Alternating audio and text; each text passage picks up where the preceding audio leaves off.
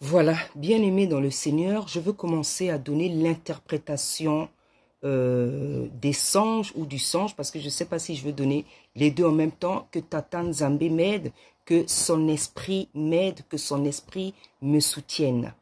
Voilà, donc la sœur commence à dire que dans le songe, le premier songe, elle revenait de l'école. Elle revenait de l'école et elle traversait pour se rendre là où elle devait aller. Elle traversait la voie ferrée. La voie ferrée, et elle empruntait une petite ruelle où elle a vu des champs de blé. Des champs de blé qui étaient vraiment matures. Qu'est-ce que ça veut dire tout ça? Vous savez, le message en fait, ce message-là c'est pour le pasteur Marcelo. La finalité du message, c'est pour le pasteur Marcelo, les deux messages. Mais en fait, dans ce message-là, il y a beaucoup, dans ces deux songes, il y a beaucoup de messages et il y a surtout des signes et des symboles prophétiques que Tata Nzambe veut que son peuple apprenne et écoute. Parce que, pour ceux qui ne savent pas, comme par exemple le cas de la sœur, la servante Élise Ornella, qui n'a pas encore l'onction prophétique, qui n'a pas encore du moins l'interprétation des songes prophétiques, c'est pour ceux qui sont dans ce cas-là, tous ceux qui sont dans ce cas, c'est-à-dire qui ont qui reçoivent des songes prophétiques, mais vous n'avez pas encore l'onction. Tata Nzambe veut que j'explique pour que vous acquériez cette onction-là. Parce que, comme j'ai dit, la grâce et l'onction sont communicatives. Voilà. Donc, il y a beaucoup de signes et symboles que Tata Nzambe veut que j'interprète. Donc, je vais les interpréter. Donc, elle dit dans le songe qu'elle revenait de l'école. Revenir de l'école, ça veut dire quoi? Parce qu'il faut savoir que lorsque Tata Nzambe donne des messages, les symboles sont spirituels. Voilà, les symboles sont spirituels. Donc, puisque lui-même, il est esprit, on ne le voit pas. Donc, il nous parle avec des symboles. Voilà, donc, revenir de l'école, ça veut dire quoi? Revenir de l'école, ça veut dire que dans la spiritualité, dans le service de Tata Nzambe, dans sa marche avec le Seigneur, elle est encore à l'école. C'est-à-dire, elle est en train d'apprendre. Elle est encore une écolière. Voilà ce que ça veut dire. Quand elle dit dans le sens que je revenais de l'école, ça veut dire que dans son ministère-là, elle est encore écolière. Elle est encore jeune spirituellement. Elle est en train d'apprendre le travail de Tata Nzambe. Elle apprend dans le service de Tata Nzambe. Elle apprend dans le travail. Elle est en train d'apprendre. Elle est en train d'être formée. C'est une écolière. Voilà. Donc, après, elle dit que elle traversait les rails, la voie ferrée. Vous savez, comme au pays, hein. Voilà, même ici, la voie ferrée, vous savez, c'est très dangereux de traverser une voie ferrée parce que la voie ferrée, c'est les trains qui y passent. Ça veut dire quoi? Ça veut dire que le ministère, le service qu'on traverse, quand on sert le Seigneur, c'est dangereux. C'est dangereux. Voilà qu'est-ce que signifie la voie ferrée. Parce que servir Tata Nzambe, ce n'est pas facile. Servir Tata Nzambe, il y a beaucoup d'avantages, mais il y a aussi beaucoup d'inconvénients. Dans le danger, les dangers spirituels, les flèches, les attaques, les menaces de mort, les injures. Oui, parce que lorsque nous prêchons, lorsque nous prêchons la vérité, lorsque nous faisons le service de Tata Nzambe, on veut nous tuer. On veut nous tuer parce qu'on dit la vérité, parce que le monde n'aime pas la vérité. Il y a des gens qui n'aiment pas la vérité. Ils sont prêts à vous tuer parce que vous prêchez la vérité. C'est ça la voie ferrée, c'est ça les rails. Parce que sur la voie ferrée, les rails, c'est les trains qui y passent. Un train, s'il passe, si toi tu passes là, il peut t'écraser, il peut te tuer. C'est ça ce que représente la voie ferrée, les rails. C'est le danger, les inconvénients qu'il y a dans le ministère, dans le service de Tata Nzambe. Après, elle dit que lorsqu'elle a traversé cette voie ferrée, elle a vu des champs de blé qui étaient bien matures. Les champs de blé, c'est quoi? Les champs, c'est quoi? C'est le travail, c'est les ministères. Ce sont des ministères. Ce sont des ministères qui étaient matures. Ce sont des ministères qui étaient matures. Parce que le blé, c'est quoi? Le blé, c'est la bénédiction. Le blé, c'est ce qui est spirituel, c'est ce qui est divin. C'est la semence divine. Donc les champs, le champ, c'est là où on travaille. C'est là où on plante. C'est là où on ensemence. C'est là où on fait un travail. Et spirituellement parlant, les champs, c'est le travail. Comme on dit en Lingala, et Langaya Nzambe. C'est le travail de Tata Nzambe. C'est le ministère. Donc ce qu'elle a vu là, c'était des ministères matures. C'était des ministères matures par lesquels elle traverse, parce que elle sera, elle va, le Seigneur va la place à côté des gens qui sont déjà matures pour la faire grandir dans son ministère, pour la faire grandir dans le service. C'est pour ça qu'elle a vu des champs de blé matures. C'est-à-dire, l'exemple que je peux prendre, c'est le fait justement que Tata Nzambe l'ait mise à mes côtés parce que je suis plus mature qu'elle spirituellement, je suis plus mature qu'elle dans le ministère. Donc, c'est ça qu'on lui montre. Le fait de traverser, quand elle a traversé, elle a vu les champs de blé matures. Donc, les champs de blé matures, ce sont des ministères. Hein? Donc, ça veut dire qu'elle sera certainement, elle va rencontrer certainement des serviteurs, des servantes qui vont la former, qui vont l'enseigner. Voilà. Et ce songe-là s'est répété 2 fois. Elle dit que le deuxième jour, dans le deuxième jour, dans le même songe, on lui montrait maintenant le lendemain, elle avait payé le ticket du train, mais elle n'était pas rentrée dans le train. Donc là, c'est un message pour la sœur Ornella elle-même. C'est pour ça que je dis que ces songes-là sont remplis de messages. Ici, c'est un message pour elle-même. Ça veut dire que sœur, servante, toi-même, tu dois faire attention à préserver ton salut. Tu dois faire tout pour rentrer, ne pas perdre ta place au ciel, ne pas la louper, ne pas la perdre. Parce que payer le ticket, rentrer dans le train, c'est le symbole d'aller au paradis. Donc, tu avais payé, mais tu n'étais pas rentré. C'est-à-dire que tu as fait un travail, tu as servi le Seigneur, mais tu n'es pas rentré. Donc, tu dois faire très attention à ta marche pour pas rater le ciel. Voilà. Et après, elle explique que, excusez-moi. Voilà. Et le lendemain, dans le même songe, elle payait encore le ticket. Elle payait en tout cas, mais le contrôleur était distrait. Il était distrait. Elle donnait l'argent, mais lui, il était distrait. Il ne faisait pas attention. Et il y a quelqu'un qui lui a dit, ce quelqu'un-là, c'était l'ange. C'était l'ange, Michael, l'ange Makaya, qui lui disait, mais toi, tu vois pas que la personne à qui tu es en train de payer, là, elle est distraite. Passe pour toi, passe. Passe pour toi. Et elle a payé, et le monsieur était distrait, mais on lui a recommandé de passer. Ce contrôleur-là, ce contrôleur qui était dans la distraction, c'est l'image des faux pasteurs. C'est l'image des faux pasteurs. C'est-à-dire que ce sont des gens, les gens viennent chercher la face de Tata Nzambe, les gens vont à l'église, mais ils sont distraits. Comment? En ne donnant pas la nourriture qu'il faut, en n'enseignant pas la saine doctrine, en ne donnant pas les bons enseignements. C'est pour ça qu'on lui a dit, l'ange Michael, l'ange Makaya est en train de lui dire, mais passe, tu vois pas que cette personne-là, elle disait, passe pour toi. Donc, on lui a dit, non, passe pour toi, passe pour toi.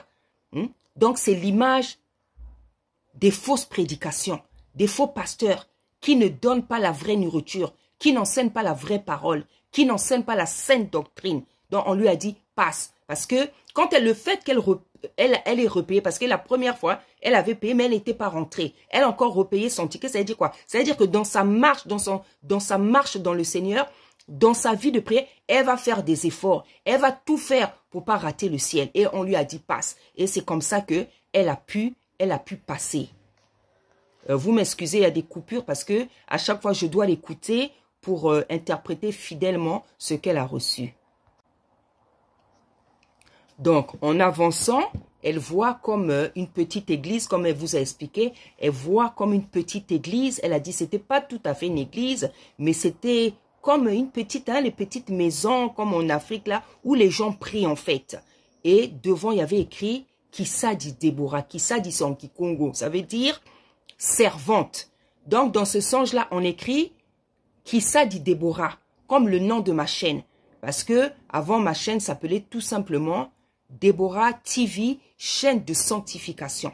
Maintenant, je crois que c'est Déborah TV, Bena Congo, tout ça. Voilà, parce que j'avais dit au Seigneur, je veux que ma chaîne représente tes symboliques à toi. Kissa dit, c'est servante en Kikongo. Le Kikongo, c'est la langue, la première langue que toute la terre entière parlait avant que Tata Nzambe ne confonde les langues. C'est pour ça que j'ai tenu à mettre ça en Kikongo. Parce que le Kikongo, dont découlent toutes les autres langues, c'était la première langue que les gens parlaient, que Adam et Ève parlaient, que Issa Congo lui-même parlait sur la terre lorsqu'il était là. C'est pour ça que j'ai mis Kissa dit. Ça veut dire servante en Kikongo. Bena Congo, c'est-à-dire l'enfant de Congo. Bena, c'est enfant. Enfant, donc la servante, la fille de Tata Nzambe. Voilà. Donc, elle dit que elle a vu au loin, donc comme une petite église, où il y avait écrit Kissa dit Déborah. Donc, on lui montrait mon ministère. On lui montrait mon ministère. Parce que tous les messages que... Il y a beaucoup de servantes qui sont en train de recevoir beaucoup de messages sur moi où Tata Nzambe est en train de leur montrer comment je dois donc construire ce ministère-là en prenant maintenant une salle. Parce que c'est vrai que je vous avais dit, j'avais commencé à prêcher depuis 2015, mais Tata Nzambe veut maintenant que je prenne une salle pour rassembler justement toutes ces jeunes sœurs, toutes ces mamans, toutes ces femmes, afin de les enseigner. Donc, ce qu'on lui a montré là, c'est mon œuvre, c'est mon ministère, c'est ce que je suis en train de commencer à construire là. J'ai commencé à prêcher. Maintenant, je dois rassembler toutes ces personnes-là que je presse à mes côtés dans une salle où on pourra travailler, on pourra... comment dire, œuvrer, comment dire, à côté. Voilà, à côté, les unes à côté des autres. Voilà, donc ce qu'on lui a montré là, c'est mon ministère que le Seigneur m'a recommandé de faire, de construire depuis des années, chose que je voyais en vision.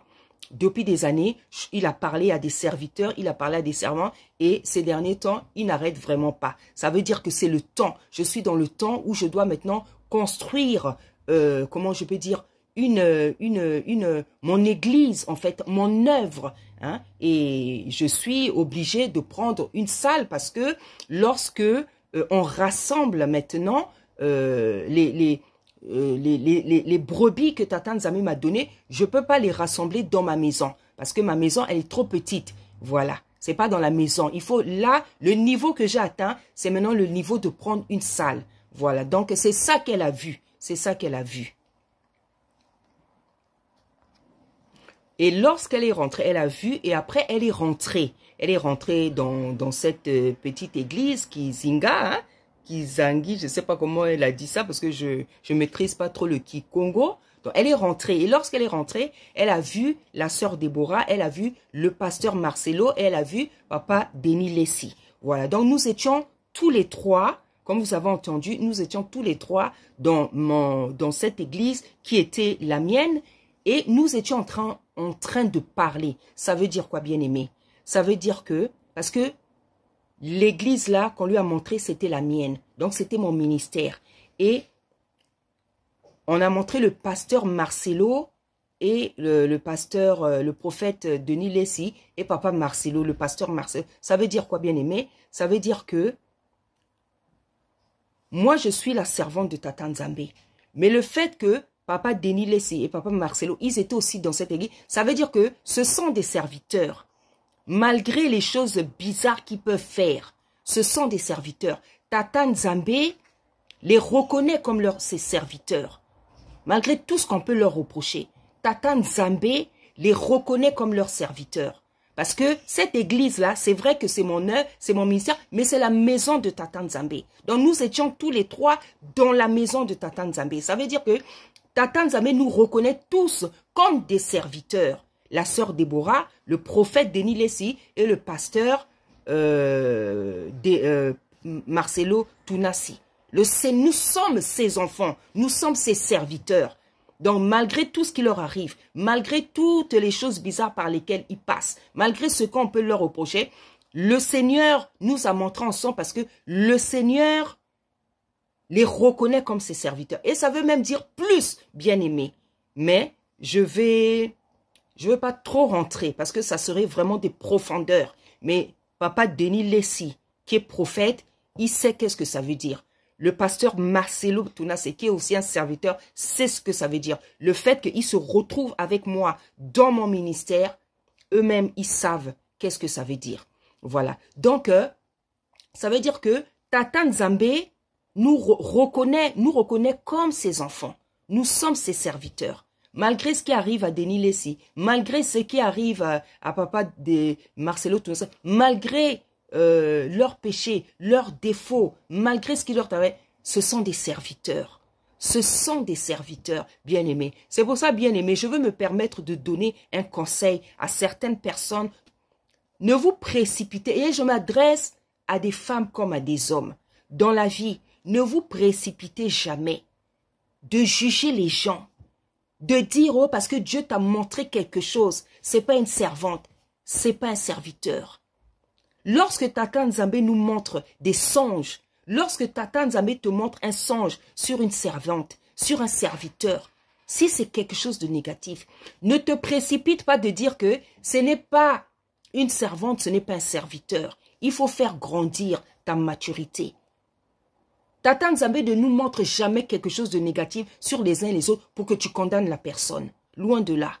Il y a des gens qui pensent que lorsque Tata Nzambe leur montre quelque chose sur une servante, un serviteur, c'est parce que ça veut dire que c'est pas ma servante. Non, ne nous trompons pas. Tata Nzambe est souverain. En général, lorsqu'il nous montre quelque chose, c'est pour qu'on prie. C'est pour qu'on prie. Parce que la Bible dit que ce qui est révélé est condamné. Ça veut dire que lorsqu'il nous montre des choses, il peut te montrer quelque chose sur une servante, sur un serviteur. C'est pour que tu pries. Tu dois recevoir ce message avec amour, avec compassion, avec miséricorde, pour te mettre à prier pour le serviteur ou pour la servante. Mais il y en a dès qu'ils reçoivent des songes, oh non, le Seigneur m'a montré ça, le Seigneur m'a montré ça. Donc, Azaïa Nzambete, il faut vous détemprer. Tata Nzambe est très très souverain. Lui, il était Dieu, il est Tata Nzambe. Il est venu sur la terre, incarné en chair, pour sauver les hommes. Donc, il ne prend pas plaisir à montrer des choses comme ça pour que toi, tu crois que, oh non, c'est parce que le Seigneur veut te montrer que c'est pas une servante. Non, non, non. Il faut faire monter votre dimension. Moi, j'ai des messages sur les servantes que je n'ai jamais donnés. Parce que je ne me précipite pas de venir donner un message sur quelqu'un pour montrer que je reçois. Non, bien-aimé. Le salut, c'est quelque chose de sérieux. La vie dans le Seigneur, c'est quelque chose de sérieux. Ce n'est pas des choses avec lesquelles il faut blaguer, même pour venir dénoncer quelqu'un. Moi, je réfléchis beaucoup, hein, bien aimé. Même quand c'est des faux pasteurs. Je fais attention à beaucoup de choses. Je prends tout mon temps. Parce que je dois faire attention à mes paroles. Je dois faire attention à la manière dont je donne le message. Je dois être sûr que j'ai bien reçu, bien compris, bien assimilé ce que Tata Nzambe m'a dit. Le Seigneur, il est souverain. Il peut venir te donner un songe d'une certaine manière. Toi, tu interprètes ça d'une autre manière. Faisons très, très attention. Le but de Tata Nzambe, c'est pas que nous nous condamnions les uns les autres. C'est pas que nous nous condamnions les uns les autres, bien-aimés. Il a donné son fils pour sauver les gens. Donc, lorsque nous recevons des messages, tu reçois quelque chose de négatif sur une servante, sur un serviteur, fais attention à la manière dont tu viens donner ça avec amour, viens donner avec respect, ne viens pas donner avec mépris. Ne viens pas donner ça avec hauteur, comme si toi tu n'avais pas de péché. Faisons attention, bien-aimés dans le Seigneur. Faisons très attention. Nous devons donner les messages avec amour, avec respect, parce que le Seigneur lui-même, qui est Dieu, il s'est incarné en chair. Il s'est fait crucifier pour que toi et moi, les méchants comme nous, les ingrats, les mauvais, les orgueilleux comme toi et moi, afin que nous ayons la vie éternelle. Donc, il faut faire attention à la manière dont tu as assimilé un message. Le Seigneur, moi j'ai compris, le Seigneur, il est très très mystérieux. Il a vraiment des manières de parler terribles. Tu vas recevoir un son, tu vas croire que ça veut dire ça. Au fond, ça veut dire ça. Parce que, comme on dit dans la parole, il parle tantôt d'une manière, tantôt d'une autre. C'est à nous maintenant d'apprendre, bien-aimés. C'est quoi la manière de Tata Nzambe de parler? Quels sont les symboles, les signes qu'il utilise pour parler à son peuple? C'est pour ça qu'il me permet de vous parler de ça, de vous expliquer, parce qu'il m'a donné cette grâce. d'interpréter les songes et d'avoir compris ce mystère de sa souveraineté dans la manière de parler, de s'adresser aux hommes. Il m'a fait la grâce, ce mystère. Bien-aimé, le but, quand tu viens donner un message sur une servante d'un certain, le but, c'est que la personne soit sauvée. Il faut donner les messages avec amour, avec respect. Hein? Il y en a quand ils viennent, donc tu sens tout de suite que c'est la condamnation. Mais pourquoi vous voulez que... C'est comme si vous ne voulez pas que les gens soient sauvés. Hein? C'est pas normal, ça. C'est comme s'il y en a qui ne veulent pas que les autres soient sauvés. Ça, c'est l'esprit de Jonas. Hein? Jonas ne voulait carrément pas que Tata Nzambe pardonne le peuple de Ninive. Hein? Quand le Seigneur est pardonné, il a dit au Seigneur, ah, je savais, voilà pourquoi moi je ne voulais pas aller à Ninive, parce que je savais que j'allais les pardonner. Mais comment quelqu'un peut être comme ça? Donc il y a des gens, on dirait qu'ils ne veulent pas que Tata Nzambe pardonne les autres. Mais s'il a donné sa vie, c'est parce qu'on était tous méchants, c'est parce qu'on a tous péché, parce qu'on a tous commis des abominations devant sa face, parce qu'on l'a tous déçu, parce que l'humanité tout entière l'a déçu. Donc il n'y en a pas un qui est meilleur que l'autre. Il n'y en a pas une qui est meilleure que l'autre. Il faut faire attention à ne pas donner les messages avec hauteur, avec orgueil, sans compassion, sans amour, bien-aimé. Il faut faire très très attention. Donc ici, on nous montre le pasteur Marcelo, papa Denis Lessé, la servante devant, tous ensemble, on était en train de parler. Ça veut dire quoi? Le Seigneur nous reconnaît comme ses enfants. C'est pour vous dire, malgré, regardez, tout ce que Tata Nzambe peut reprocher à Marcelo et à papa Denis Lessé, il les reconnaît comme leurs serviteurs. Parce que la Bible dit, si son serviteur tombe, il a la capacité de le relever lui-même. Bien-aimé, ne clouons jamais une personne. Quelle que soit la folie, les abominations, ses péchés, ne clouez jamais une personne. Parce que ce n'est pas vous qui avez le dernier mot, c'est Tata Nzambe. La personne qui a commis tous les péchés du monde, peut-être que c'est cette personne qui viendra te dépasser. Qui viendra te dépasser. Et justement, c'est ça, le mystère. Les gens qui commettent beaucoup de péchés, une fois qu'ils se convertissent, c'est ceux-là, ils sont encore plus droits que ceux qui avaient bien commencé. C'est pour ça qu'on dit que les premiers seront les derniers seront les premiers. Dans la vie, comme on dit, ne mets jamais la virgule, ne mets jamais le point. C'est Tata Nzambe qui met une virgule, c'est lui qui met le point. C'est lui qui a le dernier mot sur la vie de quelqu'un, sur son salut. Nous recevons en partie. Ce que tu reçois, donne ça avec amour, avec respect, avec miséricorde, avec compassion.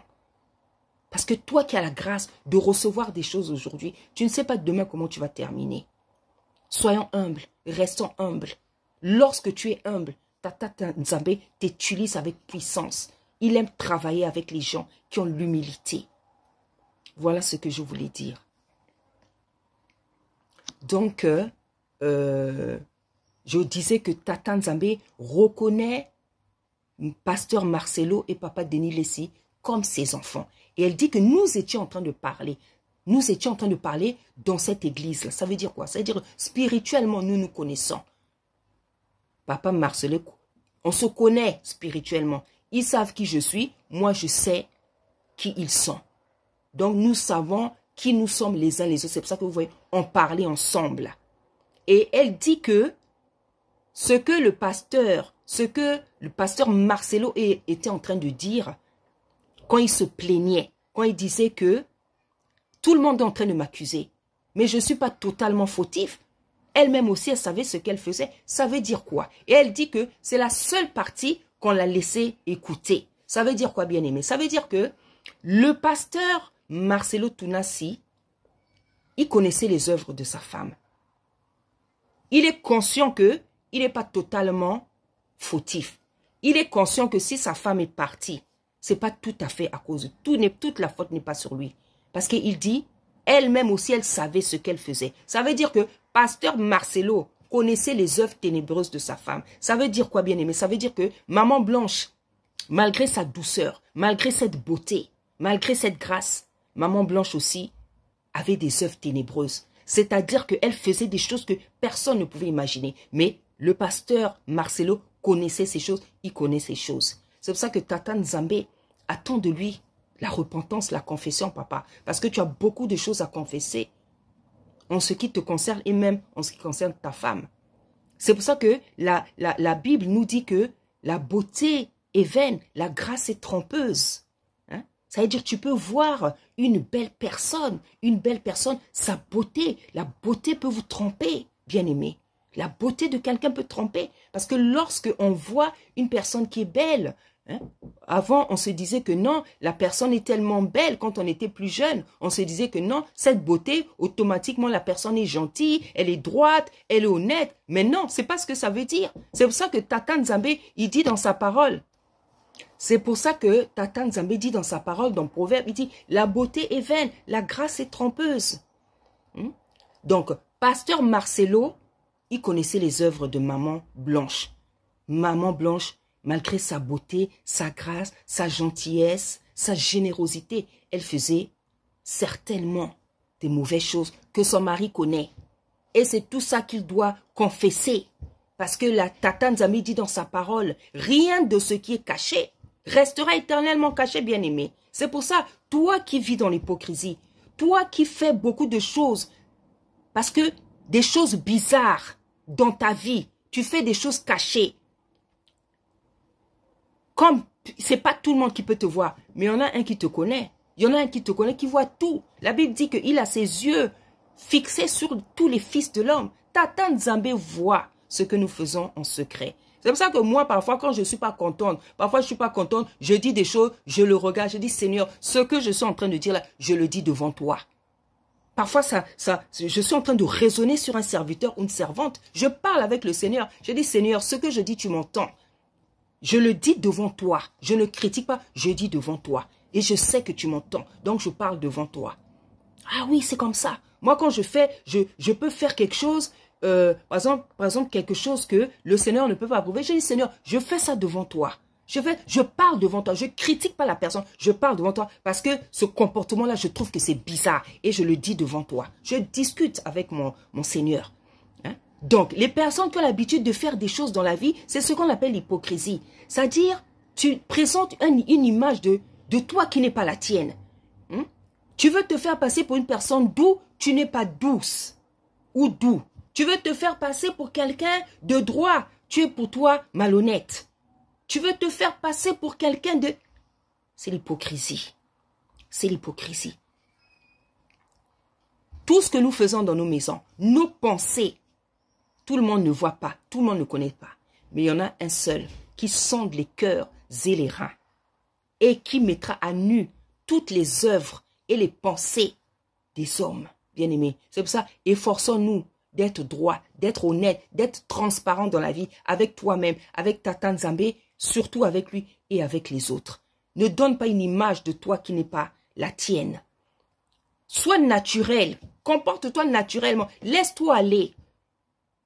Ne donne pas une image de toi qui n'est pas la tienne. Tu fais semblant d'être comme ça alors que tu es comme ça.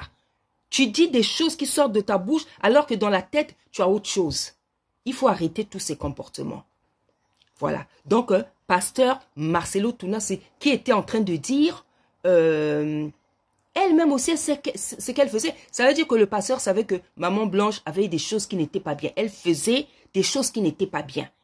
Des choses que lui connaît. C'est pour ça que la sœur a dit, c'est la seule partie qu'on m'a laissé entendre. Ça veut dire quoi? Ça veut dire que ce qu'elle n'a pas entendu là, c'est maintenant à nous d'aller devant la face du Seigneur pour que chacun demande à Tata Nzambe quelles étaient les œuvres de la sœur Blanche. Seigneur, quelles étaient ses œuvres? Toi et moi maintenant, on a cette possibilité.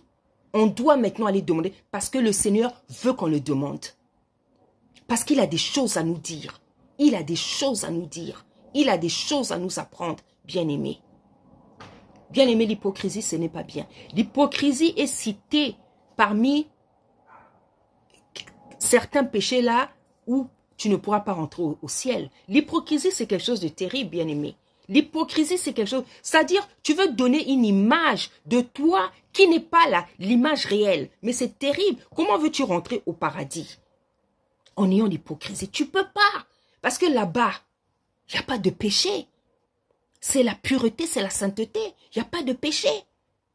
Comment veux-tu penser rentrer là-bas avec la jalousie, avec le mensonge, la sorcellerie, l'esprit de compétition, de concurrence, l'envie, la jalousie?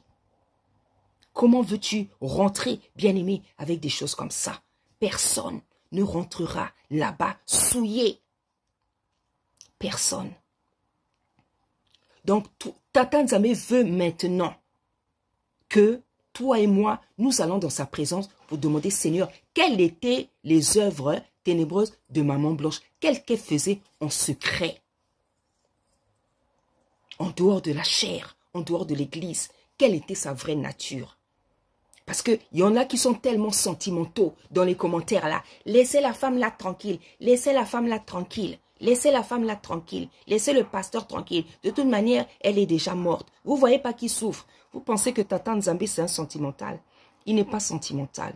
Il est le créateur du ciel et de la terre. Il n'est pas venu faire les maseki, comme on dit en Lingala. Il n'est pas venu rigoler avec nous. En ayant crucifié son fils, en ayant livré son fils pour sauver les hommes, il n'est pas venu rigoler avec nous. Parce que lorsqu'il livrait son fils pour que nous en soyons sauvés, toi et moi en soyons sauvés à cause de notre méchanceté, de notre hypocrisie, de notre ingratitude, de notre sorcellerie, ça ne lui faisait pas plaisir de livrer son fils. Donc quand il veut mettre les choses à nu, faire en sorte que les gens disent la vérité, il ne va pas faire de sentiments. Parce que la Bible dit qu'il est le chemin, la vérité et la vie. Vous avez des sentimentaux qui pensent que la vie de prière, le ministère, les choses de Dieu, c'est la blague. Ou elle est déjà morte, laissez-la reposer en paix. Qui t'a dit qu'elle est en paix? Qui t'a dit qu'elle est en paix? Dans tous les rêves qu'on est en train de recevoir, elle n'est pas en paix? Vous pensez qu'on dit repose en paix comme ça là? On ne repose pas en paix n'importe comment. Vous pensez que parce que quelqu'un était chrétien, un enfant de Dieu, dès qu'il meurt automatiquement, mais il faut sortir de l'ignorance. Ça, c'est quelle ignorance, ça? Avec tous les enseignements que vous recevez tous les jours, vous suivez des prédications, des servantes, des pasteurs, vous n'arrivez pas à comprendre les choses. On vous a dit que c'est n'importe comment qu'on dit que repose en paix. C'est pas n'importe comment. Il faut avoir eu une certaine conduite sur la terre pour reposer en paix. Parce qu'il y a deux lieux. Il y a le lieu de repos, il y a le lieu de tourment. C'est pas la blague. Hein? Les sentimentaux là. Hein? Vous êtes sans pitié. Vous êtes sans pitié. Elle est déjà morte. Mais pourquoi Tata Nzambe continue à parler? Pourquoi il continue? Vous pensez que les rêves qu'on reçoit là, c'est nous-mêmes qui recevons ça? Parce qu'il a envie de continuer à parler. Et comme j'ai l'habitude de dire, personne ne va faire taire Tata Nzambe. Parce que Tata Nzambe, tant qu'il obtient, il n'obtient pas ce qu'il désire. Il ne va pas laisser quelque chose. Il ne va pas laisser parce qu'il a beaucoup de choses à nous apprendre dans cet événement. La mort subite, la mort terrible, rapide de Maman Blanche. Malgré ces choses, ce n'était pas sa volonté. Ce n'était pas sa volonté. Ce n'était pas la volonté. Elle devait vivre. Et là où elle est, cette femme crie. Son âme crie. Elle pleure. Elle n'est pas contente là où elle se retrouve. Elle pleure. Elle veut ressusciter. Laissez-moi vous le dire. Elle veut ressusciter. Parce qu'on ressuscite, il y a des gens qui vont ressusciter. Il y a des gens qui ont déjà ressuscité. Il y a des gens qui vont ressusciter. Et c'est pour ça que Tata Nzambe a donné le don de résurrection à certaines personnes. Il y a des gens qui ressuscitent les morts. Des frères, des enfants même, qui ressuscitent les morts. Parce qu'il y a des gens, ils sont morts, ce n'était pas leur temps. Donc Tata Nzambe a préparé ça. Il a donné, distribué le don de la résurrection à certaines personnes. C'est pour ça qu'il avait dit dans sa parole, vous allez faire plus que moi. Lui, il avait ressuscité Lazare. Il y a des gens qui vont ressusciter plus qu'une seule personne. Ils vont ressusciter plusieurs. Il y en a chez qui c'est carrément un ministère. Celui de ressusciter, c'est un ministère. Toutes ces choses-là, vous devez les savoir. Toutes les choses-là, vous devez les apprendre. Vous suivez Internet, là, YouTube, là, pourquoi? Seulement pour regarder les visages des gens. Apprenez, gardez ce que vous entendez. Des vrais pasteurs, des vraies servantes. Gardez ce que vous entendez. Les messages que nous vous donnons, c'est le Seigneur qui nous les donne. C'est des messages, c'est des exhortations, c'est des prédications, c'est des enseignements que vous devez garder pour grandir, écouter pour grandir. Mais quand on lit les commentaires des gens, on a l'impression que les gens sont ignorants, ils ne comprennent rien. C'est quand même terrible. C'est quand même terrible. Des commentaires vraiment insensés, ça fait pitié. Et les gens pensent que parce qu'ils écrivent les commentaires comme ça qu'on va se taire. Parce que vous pensez qu'on parle de notre propre chef. On ne parle pas de notre propre chef. On est envoyé. Celui qui est envoyé va faire ce qu'on lui a dit de faire. Parce que celui qui nous envoie, c'est le créateur du ciel et de la terre. Donc, ce n'est pas parce que tu écris des commentaires insensés là-bas que ma bouche va se fermer. Pourquoi que vous fassiez tellement de choses pour que les bouches des gens se ferment? Nous voyons en songe ce que vous faites pour que les bouches des gens se ferment. Mais vous blaguez avec vos vies. Vous blaguez avec vos vies. Vous blaguez avec vos vies. Hein? Vous savez, ce n'est pas tout le monde qui a l'habitude de menacer. Mais ne donnez pas aux servantes et aux serviteurs l'habitude de commencer à venir vous menacer. Parce que c'est là où vous allez comprendre qu'il y a servantes et servantes, il y a serviteurs et servantes, serviteurs et serviteurs. Vous écrivez des commentaires insensés. Cherche ton salut au lieu de chercher à vouloir défendre une personne que toi tu ne connaissais pas. Toi tu connais le pasteur Marcelo, tu connais ses œuvres. Tu es son maman ou son papa. Même son père et sa mère ne le connaissent pas autant que le Seigneur. Toi tu connaissais Maman Blanche. Tu la voyais peut-être dans l'église. Tu connaissais les profondeurs de son âme, de son esprit, de son cœur, de ses pensées. C'est Tata Nzambe qui sait ça. Vous défendez des gens que vous ne connaissez pas. La Bible dit qu'il sonde les cœurs et les reins. C'est Tata Nzambe qui connaît tout le monde. C'est lui qui connaît tes enfants, c'est lui qui connaît ton mari, c'est lui qui connaît ta femme, c'est lui qui connaît ton papa, c'est lui qui connaît ta maman, c'est lui qui connaît tes frères et sœurs. Mieux que toi. Faut sortir de la naïveté, bien-aimé.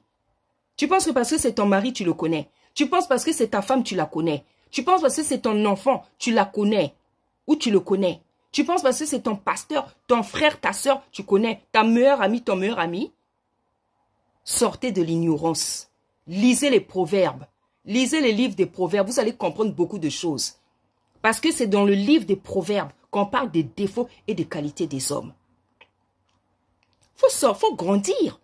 Votre vie de prière, là, vos marches dans le Seigneur, là, c'est pour stagner seulement. Tu es au même niveau depuis que tu t'es converti. Tu es toujours bébé spirituel. Quand tu parles, tu raisonnes, tu laisses des commentaires, on sent que tu ne grandis pas. Tu vas grandir à quel moment? Parfois, tu es pasteur, parfois, tu es prophétesse. Regarde les commentaires que tu laisses. Faut grandir, bien-aimé. Faut grandir.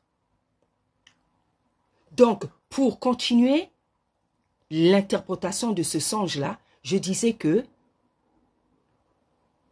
Tata Nzambe nous reconnaît comme ses serviteurs. Et on parlait ensemble parce qu'on se connaît spirituellement. Et après, il y a ce monsieur-là qui était l'ange qui disait que pendant que le pasteur Marcelo, papa Denis Lessi et la sœur Déborah sont en train de parler, toi et l'autre sœur qui est derrière là, dehors, vous allez faire la garde. La garde, ça veut dire quoi? C'est le fait d'être des sentinelles. Donc, dans cette affaire-là, de manière générale, les serviteurs sont des sentinelles. Voilà. Et plus précisément dans cette affaire-là, on explique qu'on fait faire comprendre que la servante, les servantes en fait, parce que la sœur Ornella et l'autre servante représentent les servantes qui sont en train d'intercéder, qui sont en train de prier pour le pasteur Marcelo, pour papa Denis Lessi. Pourquoi? Parce que ce sont des serviteurs. Ce n'est pas pour tous les serviteurs qu'on prie. Ceux-là, on doit prier pour eux parce que ce sont des vrais serviteurs. Ce sont des vrais appelés. Ils sont déroutés, ils sont tombés. Mais c'est des vrais serviteurs que le Seigneur aime beaucoup.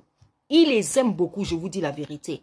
Lorsque vous voyez une personne qui fait beaucoup de bêtises dans la vie, mais que vous continuez à aimer, que les gens supportent, il faut savoir que c'est l'amour de Tata Nzambe qu'il a mis dans les cœurs, qui représente l'amour qu'il a pour ses serviteurs. Donc le pasteur Denis Lessi, le prophète Denis Lessi, pasteur Marcelo, c'est des gens que Tata Nzambe aime beaucoup. Et ces sœurs-là qui devaient faire donc la garde, c'est l'image des sentinelles. Elles doivent veiller, elles doivent intercéder. Les servantes doivent veiller. Quant à cette histoire-là, nous devons veiller. Nous devons, vous devez veiller. Vous devez faire la sentinelle. Hein? Intercéder. Et encore plus, c'est-à-dire que la sœur Ornella et l'autre sœur qu'elle ne connaissait pas, mais ça représente l'image des servantes. Ça veut dire que les servantes sont des sentinelles. Elles ont ce rôle de surveiller ce qui se passe dans l'église. Quand je parle de l'église, c'est-à-dire le corps du Seigneur. Tout ce qui ne va pas là, il faut dénoncer ça. C'est ça que ça veut dire. Faire les sentinelles. tout ce qui ne va pas. Parfois, tu n'as pas besoin que Dieu vienne te parler en songe. Dès que tu vois que dans le corps du Christ, là, il y a quelque chose qui ne va pas, tu viens, tu parles. Parce que tu as la capacité, tu as l'exhortation. Tu as le don de l'exhortation, tu as le don de la prédication, tu as l'enseignement. Tu peux enseigner les femmes. Tu enseignes les femmes pour leur apprendre des choses, les jeunes filles. Donc, quand elle dit qu'on devait faire la garde, c'est le fait d'être des sentinelles. Surveiller tout ce qui ne va pas dans le corps du Seigneur. Dès qu'il y a quelque chose qui ne va pas là, tu peux venir parler. Parce que nous avons reçu la grâce, nous avons l'onction. Parfois, on n'est pas toujours obligé d'attendre un songe, un rêve ou je ne sais pas quoi.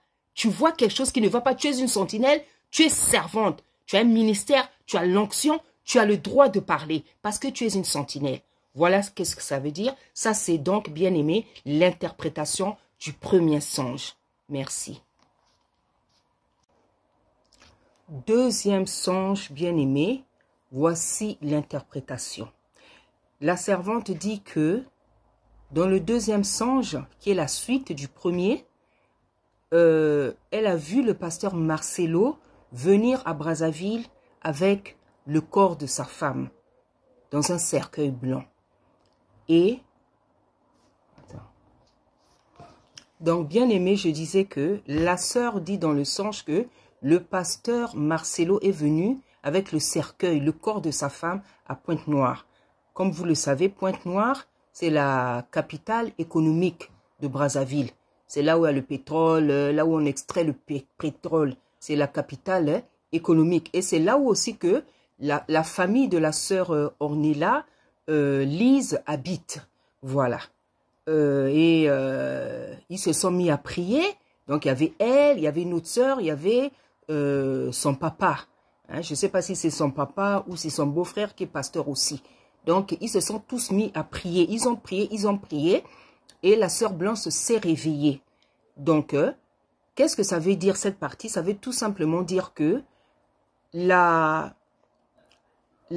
comment dire, parce que, voilà, la sœur s'est réveillée et vous allez comprendre la suite du songe avec tout ce que je vais encore expliquer. Ça veut dire que l'exaucement de cette prière, la solution de cette prière viendra de Brazzaville, des intercesseurs de Brazzaville, dont la sœur elle-même, la sœur, comment on s'appelle, la sœur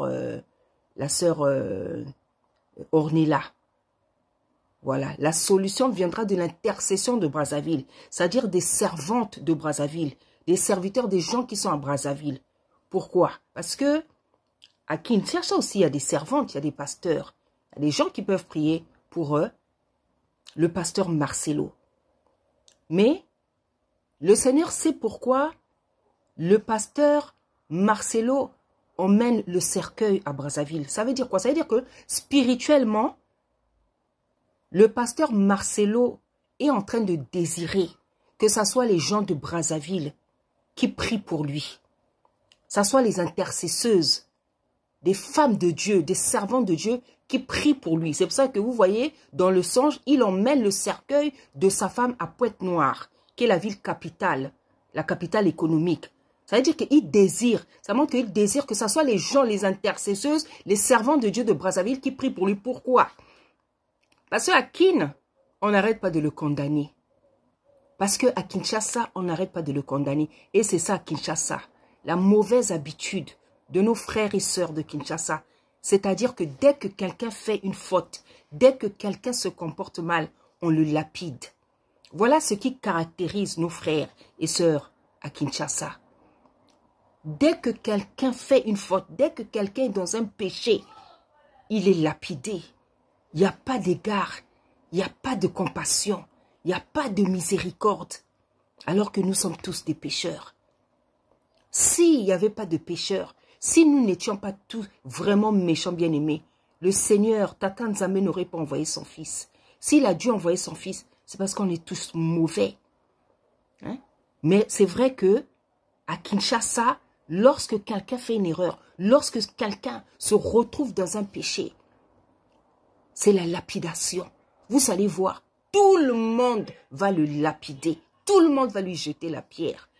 Et c'est comment dire, les gens qui vont soutenir, comprendre la personne, avoir la miséricorde, la compassion, ne sont pas nombreux. Ne sont pas nombreux. En général, c'est la majorité qui condamne, qui lance la pierre.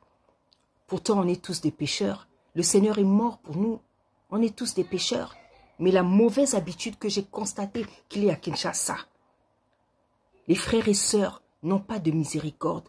Les sœurs et frères n'ont pas de compassion. Quand quelqu'un chute, quand quelqu'un fait le mal, alors que nous chutons tous les jours, nous faisons le mal tous les jours. Frères et sœurs de Kinshasa, il faut revoir cette habitude-là. Il faut revoir cette habitude. C'est quelque chose qui vous caractérise. Et ce n'est pas bien. Parce que nous sommes tous des pécheurs. Nous sommes tous des pécheurs. J'ai pu me rendre compte de cette habitude dans différentes vidéos. Avec quand Ruth Missamou s'est fait doter. Avec les histoires de, comment ça s'appelle, de Péniel. Beaucoup de choses. Dès que quelqu'un est dans une faute, dès que c'est la lapidation. C'est la lapidation. Comme si ceux qui lapidaient étaient meilleurs. Alors que lorsqu'on emmenait la femme adultérienne devant le Seigneur, ils sont venus la condamner. Pensant que le Seigneur allait la condamner, le Seigneur a dit que celui d'entre vous qui n'a pas de péché, lui lance la pierre. Et nous connaissons la suite de l'histoire. Chacun est reparti doucement, doucement, doucement, doucement. Donc, le fait que pasteur Marcelo emmène le cercueil à Brazzaville, c'est-à-dire il est en train de compter sur les intercesseuses de Brazzaville, les servantes de Brazzaville. Parce qu'à Kinshasa, c'est la condamnation, c'est la lapidation. Bien-aimé, Tata Nzambe n'aurait pas envoyé son fils s'il n'y avait pas de pécheurs sur la terre. La Bible dit que l'Église est un hôpital. Nous sommes les malades. Nous avons tous des maladies spirituelles. Qui sont le mensonge, qui sont la sorcellerie, qui sont l'envie, qui sont la jalousie, qui sont la duplicité, qui sont l'esprit de contrôle, qui sont l'esprit de concurrence, l'esprit de compétition, l'orgueil. Tout ça, c'est des maladies. Et nous avons toutes ces choses. Et l'hôpital, c'est l'Église. Et le docteur, par excellence, c'est Tata Nzambe, c'est le Seigneur. Pourquoi se condamner sans arrêt les uns les autres? Tu n'es pas meilleur que l'autre. Tu n'es pas meilleur que ton frère. Tu n'es pas meilleur que ta sœur. Le Seigneur est mort pour nous tous. Bien-aimés, voilà ce que ça veut dire. Donc, quand le pasteur Marcelo emmène le cercueil, c'est-à-dire, il est en train de compter. Il compte sur les servantes de Brazzaville. Parce que, tous autant qu'on est, nous tous, on suit YouTube, on suit Internet. Donc, nous tous, on sait qu'est-ce qui se passe sur la toile. Donc, pasteur Marcelo, lui aussi là, il est en train de suivre. Il entend ce que les uns et les autres disent. Il dit, ah, de ce côté-là, on dirait qu'on a quand même pitié de moi. Parce que le Seigneur lui-même, il est rempli de compassion. Mais nous avons difficilement la compassion. Lui qui est Tata Nzambe, il a la compassion, il a la miséricorde. Mais nous, les créatures, qui avons péché, alors que lui qui est venu, il n'avait pas péché, mais on l'a tué. Mais toi et moi, on est des pécheurs. C'est nous qui n'avons pas la compassion. Voilà ce que cette partie veut dire. Et après, elle dit que la sœur Blanche s'est réveillée. Elle a ressuscité. Bien-aimée, malgré les portes, malgré les péchés du pasteur Marcelo, malgré les péchés de la servante, maman Blanche, elle ne devait pas partir. C'était pas son temps. C'est une mort provoquée. C'est une mort provoquée. C'est une mort précipitée. C'était pas son temps. Oui, elle avait ses péchés. Elle a commis des péchés. Elle commettait des péchés comme toi et moi. Mais c'était pas son temps. Parce que là où elle n'est pas contente. Elle pleure. Elle réclame justice. Elle réclame vengeance. Elle a envie de revenir à la vie. Et elle reviendra à la vie. Elle reviendra à la vie. C'est ce que Tata Nzambe nous montre dans ce rêve. Elle reviendra à la vie. Je sais qu'il y en a qui ne vont pas y croire. Mais ce n'est pas mon problème. Je ne viens pas pour que tu me crois ou pas. Je viens donner la parole. Je viens parler, donner la parole. Je viens manifester la puissance, la grâce, la bonté, la miséricorde de Tata Nzambe. Tata Nzambe, le Seigneur a ressuscité Lazare. Il a dit que vous ferez plus que nous. Lui, il a ressuscité Lazare. Ceux parmi nous qui ont déjà ressuscité des morts, qui ont le don de la résurrection, parce qu'il y en a qui ont ce don-là. On va ressusciter plus que le Seigneur. Moi, j'ai déjà ramené, je vous le dis souvent, un jeune homme à la vie. Et j'ai déjà fait sortir 4 personnes du coma. Le fait même de faire sortir 4 personnes du coma, c'est la preuve que j'ai le don de la résurrection. Et une fois, il y a un prophète en pleine assemblée qui avait vu ça. Il a donné un témoignage. Il a dit, j'ai rêvé maman Déborah. Un enfant était mort. Maman Déborah a pris l'enfant. Elle a soulevé l'enfant. Elle a prié, elle a prié, elle a prié, elle a prié, elle a prié. L'enfant s'est réveillé. C'est le don des résurrections. Et Tata Nzambe n'est pas un homme pour mentir. Maman Blanche va ressusciter. Pourquoi? Parce que ce n'était pas son temps. Parce que c'est pas ça. Vous savez, il y a des gens qui sont morts. C'était pas aussi leur temps. Mais le Seigneur ne les a pas fait ressusciter. Il y a des gens, ce n'était pas leur temps. Tata Nzambe va vraiment les faire ressusciter. Parce que c'est des gens que le Seigneur aime particulièrement. C'est des gens que les gens aussi aimaient tellement malgré leurs péchés. C'est des gens, vous savez, il y a des gens comme ça, quand ils vont, les gens pleurent trop. Les gens pleurent trop. Les gens souffrent trop. Et Tata Nzambe, il voit ça. Hein? Comme les gens, comme les Marie Misamo. Sa mort a beaucoup fait pleurer. La mort de Alain Moloto. Il y a des chantres qui vont ressusciter. Le Seigneur m'avait montré ça. Il y a des chantres qui vont ressusciter. Il y a des chantres qui vont ressusciter.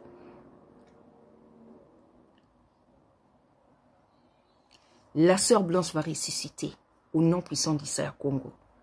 Je ne parle pas de mon propre chef. C'est pour ça que je dis que c'est un songe prophétique. Ce sont des choses qui vont arriver dans le futur.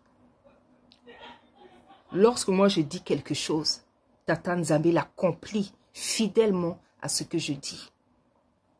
Pas parce que c'est moi, non. Parce qu'il m'avait dit, j'ai mis mes paroles dans ta bouche. J'ai mis mes paroles dans ta bouche. Et dans ma vie, je vois qu'il accomplit toujours les choses telles que je les déclare. Les gens pour lesquels je prie, ils vont le témoigner. Moi, quand je dis quelque chose, le Seigneur fait exactement, il fait à la lettre telle que je dis. Ce n'est pas parce que c'est moi, parce que je suis tellement obéissante que quand je dis quelque chose, il fait comme c'est sorti de ma bouche. La sœur Blanche va ressusciter. La sœur Blanche doit ressusciter. La sœur Blanche va ressusciter au nom puissant d'Issaïa Congo. Pas parce que je le désire, mais parce que le Seigneur savait ça depuis longtemps. Sa mort est en train de faire couler beaucoup de larmes. Sa mort fait couler beaucoup de larmes. Il y a des gens qui n'arrivent pas à supporter sa mort. Il y a beaucoup de gens, les enfants, même d'autres personnes qui ne sont pas de sa famille, même des gens qui ne la connaissaient pas. Parce qu'il y a des gens comme ça sur la terre. Ils sont spéciaux, ils sont singuliers, ils sont spéciaux, malgré leurs péchés. Parce que tout le monde a des péchés. Mais vous avez des gens comme ça sur la terre, ils sont spéciaux. C'est-à-dire quand ils quittent la terre, c'est comme si la terre elle-même, elle perd la paix. Voilà. Il y a des gens comme ça.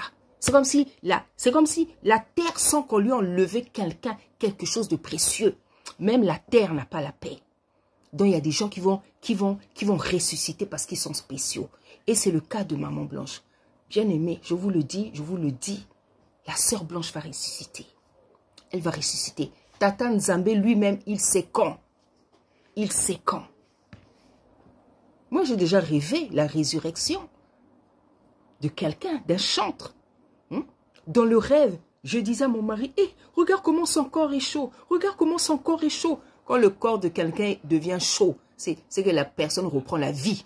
Quand le corps de quelqu'un est trop froid, on sait qu'il doit mourir. Parce que quand tu as froid là, tu as la fièvre, tu commences à avoir froid. Le corps refroidit parce que le sang refroidit, c'est la mort. Mais quand c'est le contraire, comment dire, le corps devient chaud. Le sang recommence à circuler. C'est la vie, la résurrection. Et j'ai déjà rêvé ça. Et je sais que ce chantre-là va ressusciter. C'est ça. Voilà, donc la suite, c'est que la sœur dit que prier, ils ont prié, le pasteur, la sœur et l'autre servante et le papa pasteur. La sœur Blanche s'est réveillée. Elle s'est réveillée, c'était le miracle, c'était la résurrection. Et ils ont commencé tous à rendre grâce au Seigneur. Des actions de grâce, ils étaient vraiment contents. Ils ont rendu grâce au Seigneur. Mais la sœur Lise dit que la servante, maman Blanche, n'était pas contente. Elle était triste. Elle n'avait pas une bonne mine. Elle était triste. Pourquoi? Pourquoi elle était triste? Parce que elle dit plus tard que elle voyait tout ce qui se passait quand elle était morte. Quand ils ont fait les funérailles, elle voyait tout. Elle voulait revenir à la vie. Elle voulait ressusciter, elle voulait... Mais il y avait une chose qui l'empêchait. C'était quoi? C'était le fait que le pasteur Marcelo n'avait pas dit la vérité. Il n'avait pas confessé. Elle ne pouvait pas, elle expliquait qu'elle ne pouvait pas ressusciter quand il avait prié parce que il n'avait pas confessé. Il n'avait pas confessé. Il n'avait pas confessé. Il y a des choses qu'il n'avait pas dit. Plus tard, vous allez entendre, elle dit que, parce que quand elle s'est réveillée, la servante Ornella, vous voyez qu'elle était triste. Elle était triste. Elle n'avait pas bonne mine. Elle n'était pas contente. Et elle a commencé à parler. Et elle a dit à la servante Ornella, la servante, comme vous avez entendu, elle a dit que deux choses. Elle a dit, moi, je ne pouvais pas me réveiller. Moi, je ne pouvais pas me réveiller. Je ne pouvais pas me réveiller parce que j'attendais que tu parles. J'attendais que tu pries. J'attendais ta confession. J'attendais ta confession pour me réveiller. Lorsque vous faisiez les funérailles, je voyais tout ce qui se passait. Mais je ne pouvais pas me réveiller. Parce que j'attendais ta confession. Tu devais parler. Ça veut dire que lorsque le pasteur Marcelo dit qu'il a prié, il a prié, il a prié, il a prié, il a prié, il a prié, le Seigneur lui-même sait s'il dit la vérité. Et s'il a vraiment prié, qu'est-ce qu'il disait? Parce que nous ici, là, on n'a aucun intérêt de mentir. Ni moi, ni la sœur Ornella. Parce qu'on ne connaît pas le pasteur Marcelo, on ne connaît pas Maman Blanche. On n'a aucun, nous sommes les servantes qui venons faire notre travail. Donc nous venons parler devant la présence du Seigneur, nous disons la vérité. Le Seigneur, pasteur Marcelo, lui qui s'est corrompu, qui allait dans les choses là, si c'est la franc-maçonnerie, si c'est... Aujourd'hui, qui va te faire confiance? Donc aujourd'hui, même si tu dis que, oh, tu as prié, tu as prié, tu as prié, le Seigneur sait si c'est vrai, si tu avais aussi prié. Parce que le Seigneur est juste. Le Seigneur est juste, pasteur Marcelo. Moi, j'ai une grande sœur, ma propre grande sœur. Elle était tombée dans le coma pendant 12 jours à la salpêtrière. J'ai déjà donné ce témoignage. Ma sœur est encore vivante. Pendant 12 jours à la salpêtrière, les médecins n'ont pu rien faire. Je suis allée à la salpêtrière, j'ai prié, j'ai chanté, j'ai prié. Pendant peut-être 10 minutes, j'étais avec ma petite sœur. Ma grande sœur s'est réveillée. Parce que j'ai demandé pardon pour ses péchés, pour mes péchés, pour les péchés de mon père, les péchés de ma mère, les péchés de ma famille, pour les péchés de ma sœur. Elle s'est réveillée, elle s'est réveillée, elle s'est réveillée. Quand on fait une repentance, moi ma sœur était dans le coma, elle ne pouvait pas prier pour ses péchés. C'est moi qui ai demandé pardon pour ses péchés parce qu'elle était dans le coma. Le Seigneur a écouté ma prière, ma sœur s'est réveillée. C'est ça. Le Seigneur agit dans nos vies quand on fait des repentances sincères. Quand on fait des repentances sincères. Donc quand tu dis que le pasteur dit, oh j'ai prié, j'ai prié, j'ai prié, j'ai prié, j'ai prié aujourd'hui, j'ai prié hier, papa, il n'y a que Dieu qui sait si c'est vrai. Il n'y a que Dieu qui sait si c'est vrai. Tu peux prier, mais peut-être il y a des paroles que tu n'as pas sorties. Tu peux prier, mais peut-être il y a des paroles que tu n'as pas sorties. Ce que Dieu en voulait entendre de ta part, peut-être c'est ça que tu n'as pas sorti. Parce que ce n'est pas le fait de prier, c'est de faire sortir ce que Tata Nzambe veut entendre. Il y a des gens comme ça, hein. Et là, je ne parle pas seulement du pasteur Marcelo, je parle de beaucoup de personnes. Vous savez, il y a des gens qui, même dans la repentance, ils ne sont pas sincères avec le Seigneur. Quand on leur dit de faire la repentance, hein, c'est terrible, hein. Il y a des gens, vraiment, vous sentez qu'ils ne connaissent pas Tata Nzambe. Tata Nzambe qui sonde les cœurs et les reins. Je connais des gens comme ça, ils font la repentance. Il est en train de confesser des péchés, il cache d'autres péchés, comme si le Seigneur ne le voit pas. Moi, tu peux me cacher des choses, mais le Seigneur te voit. Et quand tu fais ta repentance, il sait que ta repentance n'est pas complète. Parce qu'il y a des péchés, il y a des gens, tellement ils ne sont pas sincères, même devant Dieu, ils cachent des péchés. Il est seul avec le Seigneur, mais il ne sait pas reconnaître tous ses péchés devant le Seigneur, parce qu'il croit que Dieu ne voit pas. Même devant Dieu, quand tu es devant la présence de ta tante, il y a des choses que tu lui caches. Comment on peut expliquer des choses comme ça?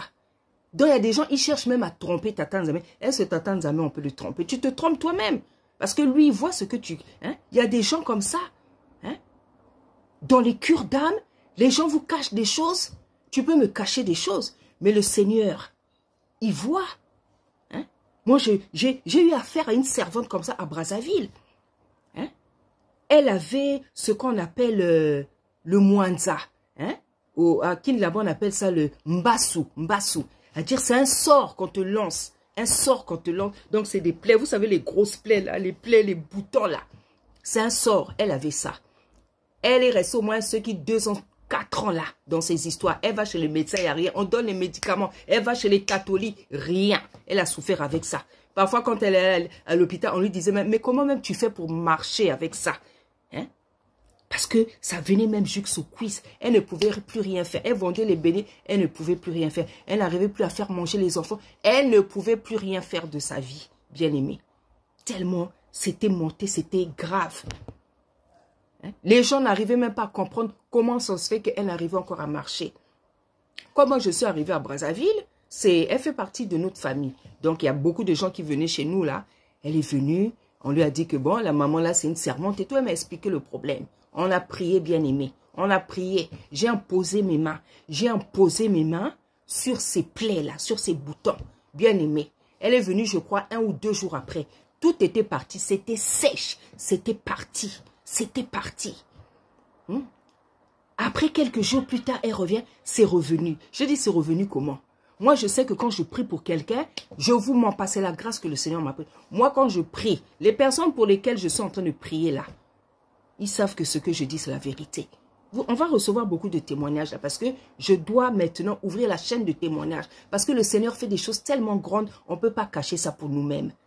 Hein? J'ai dit, comment ça fait que c'est revenu? Comment ça se fait que c'est revenu? Oh non, moi je ne comprends pas. J'ai dit, maman, moi je n'ai jamais eu ce cas. Moi je ne prie jamais pour quelqu'un qu'il y a eu l'exaucement et que ça revient. Il y a un problème. Et dans mon oreille, j'entendais toujours repentance. J'entends repentance. Hein? Dès qu'elle s'approche de moi, j'entends repentance, j'entends repentance. J'ai dit, maman, moi le Seigneur me dit, il y a repentance. Moi je ne sais pas ce que tu caches. Il faut parler. Même si moi tu me caches des choses, le Seigneur, il voit tout. Il voit tout, hein. Tu peux me cacher. Tant que tu me caches, tes plaies là vont seulement rester comme ça.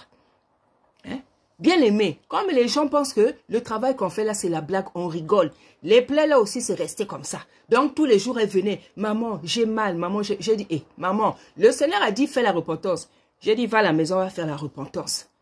Hein? Elle va à la maison, elle fait la repentance, papa. Elle vient, c'est toujours la même chose. J'ai dit, bon, c'est pas grave. Moi, je vais t'emmener chez une servante qui a une vision plus grande que la mienne. Donc, je l'ai emmenée chez une maman prophétesse là-bas qui a une vision qui est encore plus solide que la mienne. On est allé là-bas. Bien aimé, ça n'a même pas tardé.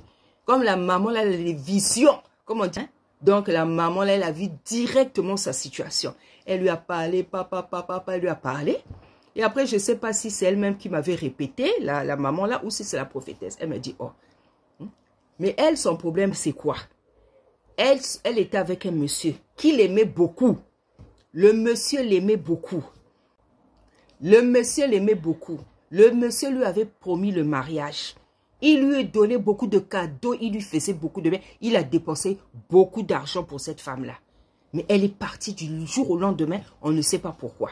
Elle est partie. Elle a disparu du jour au lendemain sans lui donner d'explication. Ça, c'est ce que maintenant la prophétesse me racontait. Elle est partie du jour au lendemain sans donner d'explication. Donc, le monsieur l'a cherché pendant des mois, il a cherché. Et à un moment donné, il est tellement fatigué, il a maudit la femme là, il a maudit. Parce qu'il était trop déçu, parce qu'il avait tellement investi, il aimait, il voulait l'épouser. Elle est partie, on ne sait pas pour quelle raison. Il a maudit, c'est lui qui lui a fait ça. J'ai dit, hein? Je suis allée lui répéter tout ce que la servante lui avait déjà dit. Moi, j'ai dit, bon, tu vois ce qui s'est passé? J'ai dit, c'est vrai ou c'est pas vrai? Oh oui, c'est vrai, tout ce qu'elle a dit, c'est vrai. J'ai dit, bon, tu vois, J'ai dit, vous voyez comment vous vivez? Vous voyez comment vous vivez? J'ai dit, toi, tu me caches ça. Je crois que Dieu, tu peux me cacher, mais Dieu allait sortir l'histoire là. Hein? Même si je ne vois pas tout, parce que je ne suis pas Tata Nzambe. Hein? Tu vois, comment veux-tu guérir? C'est lui-même qui t'a maudit et il a toutes ses raisons. C'est peut-être pas bien, mais il a, comment tu l'as blessé. Tu l'as blessé. C'est lui-même qui t'a fait ça. Donc, c'est le monsieur là qui t'a fait ça. J'ai dit, on va faire la repentance. On a prié, on a fait la repentance. Elle a demandé pardon, on a fait la repentance. J'ai dit, tu vas répéter ce que je dis. On a fait la repentance. Bien aimée, elle est partie. Quelques jours plus tard, elle revient chez moi. Bien aimée. Tout était parti. Tout était parti, bien aimée. Hein? Et c'était même devenu lisse. La peau était redevenue bien. Elle va à l'hôpital. Les médecins n'en pouvaient plus. Ils n'en revenaient pas. Là où elle allait prier, parce qu'elle priait chez les catholiques. Vous savez ce que le prêtre lui a dit? Le prêtre lui a dit, la maman qui a fait partie ça, non, il faut qu'elle vienne même prêcher ici. Donc le papa voulait me voir aller prêcher là-bas. Vous vous en rendez compte? Je ne sais pas si c'est les catholiques, on prêche, hein? Mais le papa l'a dit que la maman là, non, elle doit venir prêcher parce que ça faisait au moins 2 ans ou 4 ans qu'elle avait ces histoires de Mbassou. Hein? C'était pas parti. Et par la grâce du Seigneur, voici ce qui s'est passé. C'était parti, bien aimé. Donc, elle venait maintenant tous les jours à la maison. On mangeait, on parlait, on priait. Donc, elle ne me laissait plus tranquille. Donc, et après, moi, j'ai dû... C'est la période où j'étais à Brazzaville pendant 2 ans et demi. J'ai dû revenir à Brazzaville. Et en fait, le jour que je suis venue, j'ai pas pu lui dire au revoir parce que je suis partie brusquement. Puis elle aimait. Quand je suis revenue, quand elle a pris que j'étais revenue à Paris, bien aimée. La maman, elle a pleuré. Elle a pleuré, elle a pleuré. Elle a pleuré. Donc, bien aimé, c'est pour vous dire que Tata Nzambe, on ne le trompe pas. Il sonde les cœurs et les reins, bien aimé. Il sonde les cœurs et les reins. Hein? Tu veux la prière, c'est bizarre. Vous voulez la prière, vous ne voulez pas confesser vos péchés. Vous venez vers les serviteurs, vous venez vers les servantes. On vous dit de confesser, vous parlez de certains péchés, vous cachez d'autres péchés. C'est comme si Tata Nzambe ne peut pas révéler. Hein? Tu peux cacher pendant des jours, pendant des semaines. Tata Nzambe va parler. Hein? Tata Nzambe va parler. Moi, quand je prie, bien aimé, pour quelqu'un, ça va vite. Quand il y a ça bug là, je sens qu'il y a un problème. Je sens qu'il y a un problème. Et quand le Seigneur me dit le problème c'est ça, je dis, c'est ça que tu caches. C'est ça que tu caches. Vous voulez moi, je ne vous comprends pas. Vous voulez la délivrance, vous ne voulez pas dire la vérité. Maintenant, on va faire comment? On va vous aider comment? On va vous aider comment? Tu veux la délivrance, mais attends. Tu crois que les péchés que tu as commis là, c'est les pires? Tu crois que les péchés que tu as commis, c'est les pires? Hein? Moi qui vous prêche, moi qui vous parle, moi qui prie pour vous, j'ai commis mes péchés, mais j'ai demandé pardon au Seigneur. Et quand je pêche, je lui demande pardon humblement, humblement. Parce que je suis pécheresse. J'ai la nature d'Adam et Ève. Je n'ai pas honte. Parce qu'il est mort pour moi. Je n'ai pas honte. Il est mort pour moi. Je n'ai pas honte, bien-aimé. Hein? Lui, le Seigneur s'est retrouvé pratiquement nu. Hein? Je vais avoir honte de quoi? Il a porté mes péchés. Il a porté mes souffrances, mes saletés, mes mensonges, tout. Je vais avoir honte de quoi? Venez librement, venez sincèrement devant les servantes et les serviteurs si vous voulez avoir la délivrance, la restauration de vos vies. Ne cachez pas. Tant que tu caches des choses, hein, ça sera comme ça. Tu ne vas pas avoir de miracles ni de guérisons. Parce que le Seigneur aime les personnes droites. Tu cherches la prière, tu cherches la délivrance. Il faut dire la vérité vers la personne, le serviteur ou la servante vers qui tu t'approches. Tu caches pourquoi? Donc, quand tu caches, sache que le Seigneur va révéler. Donc, lorsque le pasteur Marcelo disait, « Oh, j'ai prié, j'ai prié, j'ai prié. » Oui, papa, tu as peut-être prié, mais peut-être tu n'as pas dit ce que Tata Nzambe attendait. Parce que ici, là, dans le rêve, ta propre femme est en train de t'accuser. Ta propre femme est en train de dire, « J'attendais ta confession. » Ça veut dire, cette confession-là, tu ne l'as pas encore faite. Et cette confession, c'est quoi? C'est de confesser publiquement, papa, ce que tu allais faire avec les autres pasteurs là, là où ils t'ont emmené. C'est ça que le Seigneur attend. C'est ça que le Seigneur attend. Et la sœur va ressusciter quand tu auras fait ce travail-là. Donc, papa, comme on dit, papa, tant que tu ne fais pas ça, tous les jours, le Seigneur va parler de pasteur Marcelo et de maman Blanche. jusqu'à ce que tu sois fatigué. Jusqu'à ce que tu sois fatigué.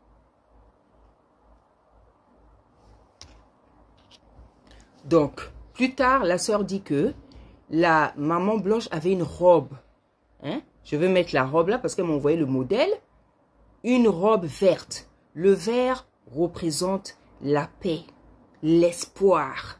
Donc, maman Blanche Laoué, elle sait qu'elle va ressusciter. Elle a l'espoir.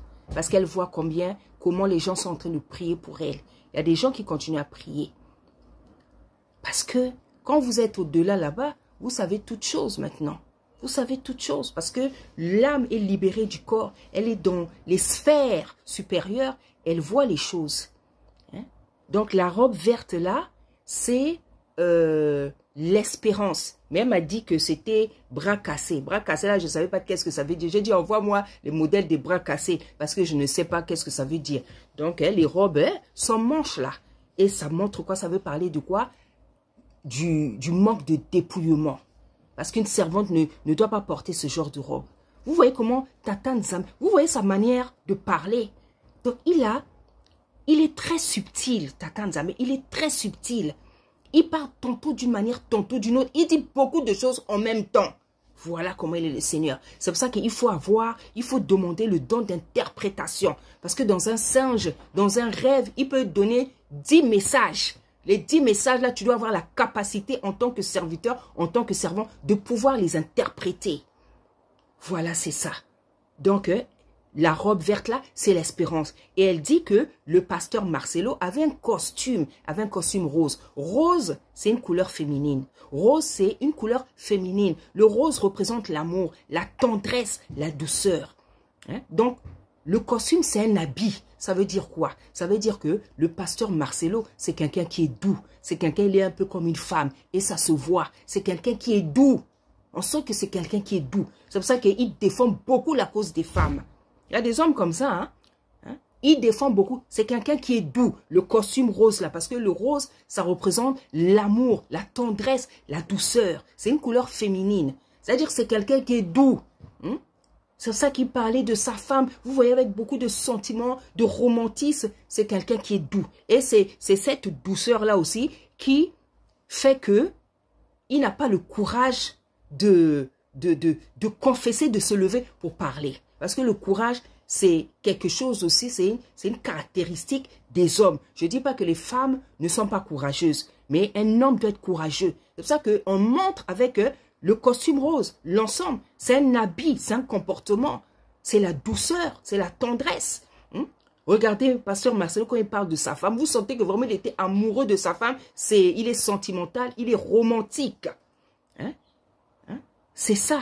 Et c'est peut-être pour dans cette même douceur, peut-être qu'il ne pouvait pas aussi empêcher sa femme, quand elle allait faire ses opérations, de dire « Ah non, ça c'est pas bien ». Tout ça, c'est la douceur.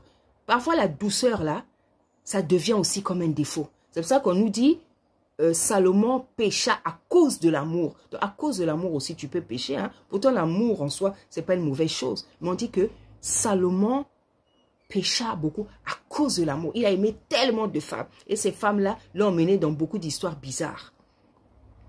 Voilà. Et la sœur dit que, sœur Marcelo, il y a un moment donné, il était paralysé. Paralysé, il sortait d'une paralysie. Et on cherchait maintenant à le soigner. Il y a un monsieur qui boitait. Donc, il y a un monsieur qui avait pris l'écorce d'un arbre pour le soigner. Le monsieur là, c'est l'ange Makaya. C'est l'ange, c'est le Seigneur qui est le médecin par excellence, le médecin des médecins. Pourquoi on parle d'une paralysie? Pourquoi il y a la paralysie? Elle dit qu'il sortait d'une paralysie. Vous savez pourquoi? Parce que c'est comme ça que le Seigneur risque de le frapper s'il ne fait pas la repentance. Parce que ses amis-là qui l'ont emmené, sont en train de lui lancer des flèches. Sont en train de lui lancer des flèches pour qu'il ne parle pas. C'est pour ça que pasteur Marcelo risque de tomber vraiment malade s'il ne fait pas attention. Il risque de tomber malade. Vous savez, il y a des tristesses, il y a des états, il y a des maladies, il y a des flèches. Ça ne va pas vous tuer, mais ça va vous paralyser. Parce qu'en fait, le monde des ténèbres, l'ennemi veut vous tuer. Mais comme c'est Tata Nzambe qui vous tient en vie, vous devenez paralysé parce que le Seigneur ne permet pas que vous mourrez. Donc ça va lui arriver s'il ne veut pas confesser. Hein? Et après, lorsqu'on voit donc ce monsieur-là qui prend l'écorce, ça c'est l'ange Michael Makaya. C'est l'ange Makaya. Hein? Parce que les écorces de l'arbre, c'est la guérison. C'est la guérison. C'est la santé, c'est la guérison. Parce que c'est comme ça que Tata Nzambe, en Afrique, on soignait les gens. C'est comme ça qu'on soigne. Tata Nzambe, il a donné les plantes pour la guérison des hommes, les fruits pour la guérison, les légumes pour la guérison. Ici, c'est une occasion de Tata Nzambe de dire que quand vous êtes malade, moi j'ai mis des plantes sur la terre avec lesquelles vous devez guérir. Vous devez guérir. Nous devons demander à Tata Nzambe de nous montrer les plantes guérissantes en songe. Il y en a qui connaissent au pays, nos grands-mères, nos parents. Mais nous-mêmes, les enfants là, nous devons maintenant demander. Parce qu'avec la colonisation, l'esclavage, on a perdu tout ça. Donc, c'est pour ça que j'aime l'interprétation des songes. Parce que dans un songe, Tata Nzambe, il peut donner 10 000 messages. Là, Tata Nzambe nous parle de la guérison. À base de quoi on doit être guéri? À base des plantes. Hein? L'écorce des arbres. Vous voyez, dans la Bible, comment on a guéri Ézéchias avec les feuilles de figues. Les figues. Hein? Comment il s'appelle, Timothée avait guéri avec les mots le vin, pour ses maux d'estomac. Les vins, c'est le raisin. Donc, c'est ce qui est dans la nature que Tata Nzambe a créé pour la guérison des hommes. Donc, les fruits, les légumes, les plantes. Il faut prier, bien aimé. Moi, dernièrement, le Seigneur m'a dit, ne prends plus de médicaments. Il m'a dit, ne prends plus de médicaments. J'ai dit, ok, d'accord. J'ai dit, Seigneur, comme je ne dois plus prendre de médicaments, maintenant, je ne veux plus avoir de maladies, des maux, je ne veux plus rien avoir. Bien aimé. Non, le Seigneur, il est merveilleux. Il est puissant. Hein? Parfois, j'ai un petit mot là quelque part. J'ai dit, Seigneur, tu as dit que je ne prends pas. Tu as dit que je ne dois plus prendre les médicaments. Ça, là, le mot là, ça doit partir. Donc, il me donne les tactiques. Il me donne les tactiques, bien aimé. Hein? Bien aimé, si vous avez mal quelque part, si vous souffrez de la santé, vous avez mal quelque part, ayez l'habitude d'avoir comme une bouteille que vous mettez au congélateur, que ça devienne glacé en glaçant, que la bouteille devient dure. Pas seulement l'eau glacée, ça devient dur. Vous prenez ça, vous mettez là où vous avez mal. Vous mettez là. C'est seulement comme ça que vous pouvez vous guérir. Si vous ne connaissez pas les plantes. Là où vous avez mal, que ce soit des maux de ventre, que ce soit des maux de tête, là où tu as mal, prends une bouteille, remplis-la, garde-la. C'est ça maintenant ton médicament. C'est ça ton médicament. Mets ça où tu as mal. Pendant des minutes, la douleur va partir. Fais ça à chaque fois que tu auras mal et tu verras, ça va partir. L'eau guérit. L'eau guérit, bien aimé. L'eau guérit. Quand tu es malade, tu prends seulement de l'eau, tu pries dessus. Tu dis, Seigneur, que ça se transforme en ton eau, que ça se transforme, tu bois. Le premier médicament, c'est l'eau. Et l'eau glacée guérit. Quand tu as mal à la tête, tu as mal quelque part, prends seulement, donc, garde toujours ça. Et cette bouteille dure là dans le congélateur, qui est devenu comme le glaçon. Tu prends là où tu as mal, la tête, je ne sais pas.